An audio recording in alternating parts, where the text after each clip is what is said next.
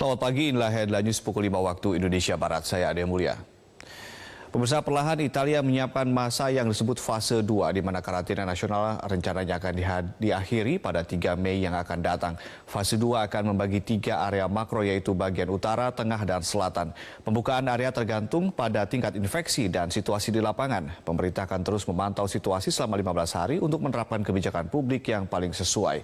Demi kehati-hatian para pemilik toko memberikan pengumuman di depan toko tentang etika baru untuk pengunjung, antara lain menggunakan alat pelindung seperti masker.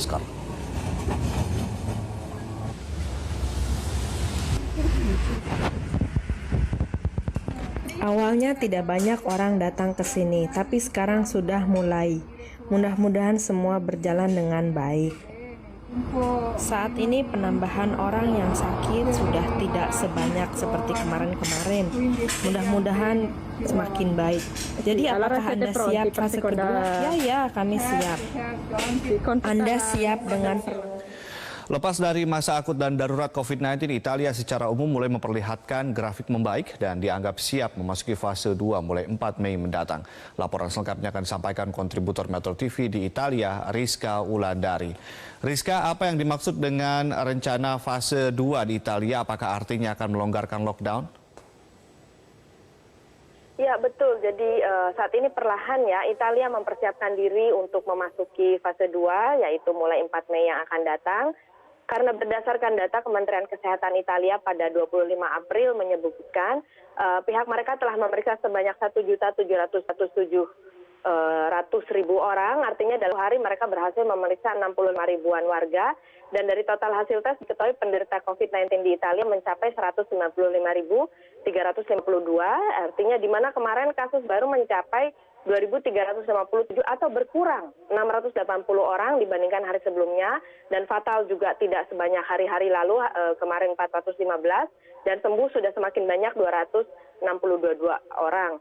Nah, region Lombardia dengan demikian sebagai region yang ditimpa musibah paling berat memasuki era fase kedua ini akan menetapkan atau mengkampanyekan norma-norma gaya hidup 5D untuk diterapkan secara ketat pada fase kedua. Jadi meskipun disebut kelonggaran, tapi sebetulnya justru gaya hidup kita menjadi lebih ketat. Artinya apa? Ada 1D yaitu distansiamento tra le persone, yaitu menjaga jarak fisik antara satu dengan lainnya. Jadi kerumunan tetap tidak boleh, kegiatan tetap harus personal, kemudian juga dispositivi protezioni obligatorio, yaitu wajib menggunakan masker atau alat perlindungan, kemudian juga ada digitalizzazione, smart working per le attività che lo possono prevedere, atau menggunakan smart working atau untuk aktivitas tertentu, kemudian diagnosi serologi atau tes diagnosa melalui serologi,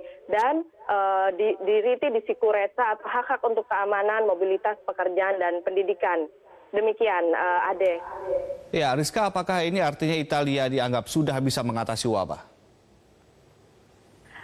Ya, betul. Jadi sesuai dengan program yang sudah diterapkan oleh Italia, yaitu fase 1, fase 2, dan fase 3, di mana fase 1 Italia mengalami emergensi akut, dan diperlihatkan melalui grafik di mana kasus meninggal sedemikian tinggi, namun pelan-pelan juga dari data yang didapatkan oleh pemerintah, angka ini menurun, grafiknya menurun, sehingga Italia sudah dianggap pelan-pelan memasuki fase 2. Namun demikian untuk Lombardia masih memiliki tantangan-tantangan tersendiri. Demikian beratnya Lombardia dengan situasi politik dan ekonominya disampaikan langsung oleh ahli virologi Andrea Crisanti. In Lombardia c'è una elevatissima interconnessione tra i vari paesi, c'è una grandissima densità di lavoratori, una grandissima densità di industrie, quindi diciamo è una situazione un po' particolare. È chiaro che forse col senno di poi in Lombardia avremmo dovuto fare un total shutdown, cioè tutti a casa e nessuno si muova. Operazione difficile anche proprio per il ruolo economico che la Lombardia ha sempre svolto nel sistema produttivo italiano, che probabilmente per ragioni politiche non è stato fatto, è stato fatto timidamente. Ya, demikian. Jadi Italia pada dasarnya memiliki banyak tantangan untuk menghadapi fase 2 ini, termasuk juga dalam masalah ekonomi, dalam masalah pendidikan, di mana pemerintah harus mencari solusi karena terdapat juga angka statistik yang menyebutkan 4 dari 10 keluarga tidak memiliki komputer, sehingga pemerintah Italia dan lokal harus bekerja sama mencari solusi bagaimana agar anak-anak sekolah dapat melanjutkan studi dengan online, antara lain juga bekerja sama dengan televisi lokal untuk memancarkan siaran pendidikan. Kemudian juga berdasarkan statistik di Eropa, Italia adalah negara yang sangat tertimpa keras di bidang turisme, karena juga Italia memiliki perusahaan turisme paling banyak dibanding negara-negara lain, dibanding Perancis dan Jerman.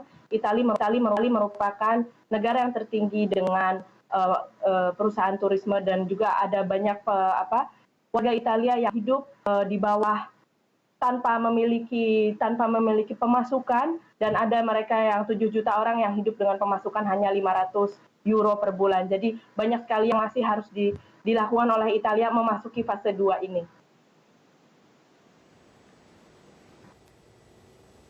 Iya, baik, terima kasih Rizka Wulandari melaporkan langsung dari Italia.